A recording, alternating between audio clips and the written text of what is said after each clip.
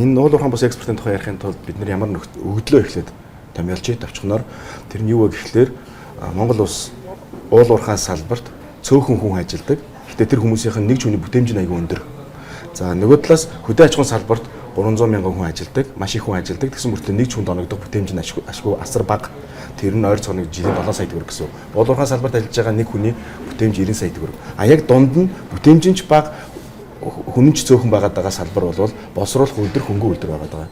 За энэ боловсруулах үйлдвэр хөнгөн үйлдвэрийг хөгжүүлж байж л одоо өөрөөр хэлбэл бид нэр энэ нэг баланс тэнцвэрийг олох гээд байгаа. Тэгэхгүй болохоор дундаж өрхийн орлого хөрөлцөхгүй эдийн засгийн эргэлт бага байгаад байгаа. Дотоодын нийт бүтээгдэхүүн бага байгаад байна.